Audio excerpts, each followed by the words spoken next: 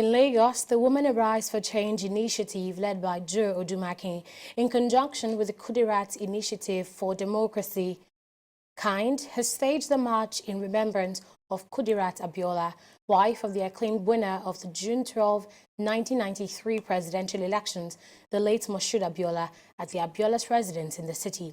The late Kudirat was assassinated on June 4, 1996, in the aftermath of the annulled June 12, 1993 presidential elections, while her husband, Moshood Abiola, was in detention. In memory of the life she lived, members of the Women Arise National Coalition for Democracy, NADECO, and many well-wishers of the Abiola family, including Nobel laureate Wole Soyinka, were present to render eulogies to the late matriarch. 22 years of her death, memories of the late Kudirat Abiola linger on in the minds of families, friends, and well-wishers. At the Abiola's residence in Ikeja, the Lagos State capital, members of the Women Arise for Change initiative and the Kudirat Initiative for Democracy sing solidarity songs condemning the actions of the killers as they march from the main house to Kudirat Abiola's grave. Some of those who paid tribute to the graveside want Nigerians to actively participate in the 2019 elections. We are at the eve of another round of elections in Nigeria. In memory of Kudirat Abiola, all citizens of this country must endeavor that they collect their permanent voters' card. We must vote on the day of elections and ensure that our votes count. And never again must we allow anyone to annul elections like it happened on June 12th. We want Nigerians, just like Dr. Joe has said, get your PVCs and let us put to shame all the chief and master riggers in this election game. Let us change the football. Let's change the football game, because the elections are like football games.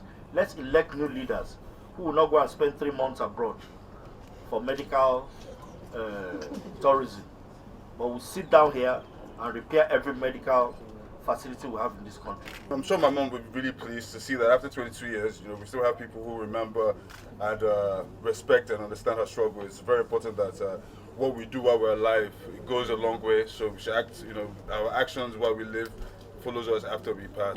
I am sad today, and I'm sad not just because I lost the nicest mother a daughter and children could have, and the best example of an ethical, principled human being. But I'm sad because even though she died for this country and out of love for this country, the country and the people of Nigeria continue to suffer. It makes me sad. It makes me wonder if anything that they did has really made an impact. Both her and her husband and all the other people that went with them in the fight for democracy in Nigeria.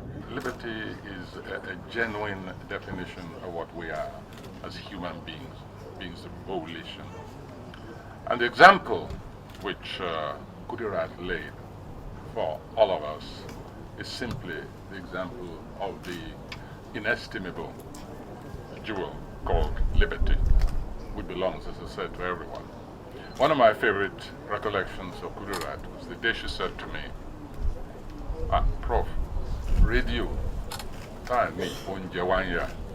set it down in my memoirs, you must set forth at dawn. And I promised her, I said, don't worry, you'll have your radio. With the aid, the assistance, the enthusiasm, the risks of many like you. See, Kudirat has laid an example. And when I see all these young faces here, the women especially, then I say the spirit of Kudirat lives on to inspire us. And there are many examples. They're numerous. And we mustn't forget them.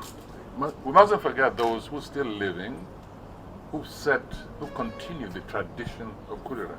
Such as my mind leaps immediately to the name of a young girl called Leah Shraibu, the girl who said, no, you will not take my freedom away.